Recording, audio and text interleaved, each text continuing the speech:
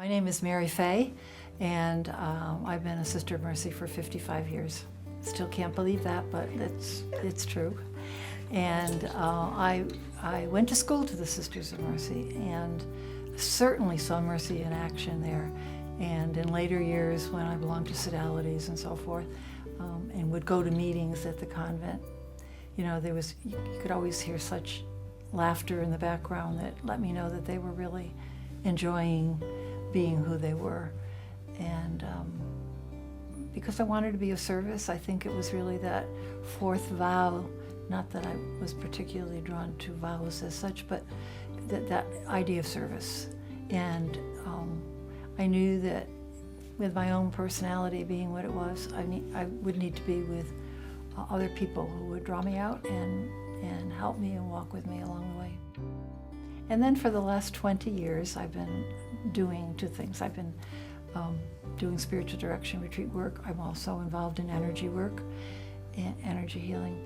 And then part-time, the other part of my time, I work in pastoral care at the Macaulay, which is a residence for senior citizens. It's been wonderful for me to be there and to walk with them. And you know, when I first went, it was, how do I work with the old people? And of course now I'm one of them. However, you know, what I realized is they are people who are growing old. And they have the same needs as every other person who is growing old. And one of those is just realizing that the world that made them successful isn't our world anymore.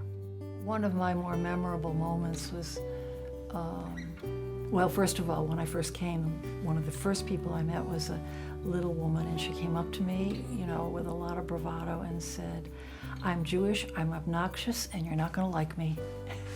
Well, those were kind of challenging words, and we became really good buddies. But when she had a stroke and was in the hospital, I went to see her, and her memory was gone.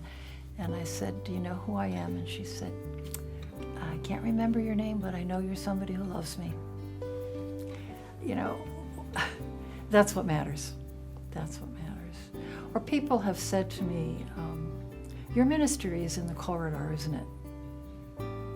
And it is.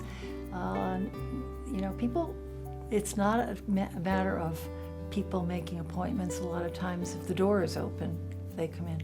But if I'm in the corridor or the elevator, it's, "Oh, well, can we talk about this guy? I was been thinking about this," or whatever. And as one woman said, you really like us, don't you? You really like us. You like being with us."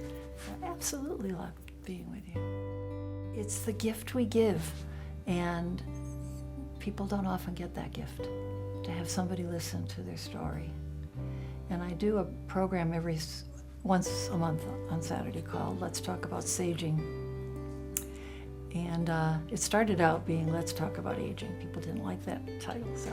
And basically it is sharing their wisdom. And one of their poverties is sometimes they don't have somebody to share it with. That their families aren't interested, or there is no family. And so to be able to, and with each other, say what they know, say what they've learned, say what's important to them, pass on suggestions to other people, just knowing that they're not alone in what they're feeling and thinking. If I was at the end of the line, that would be mercy for me, to have somebody listen to me and hear my story and celebrate it.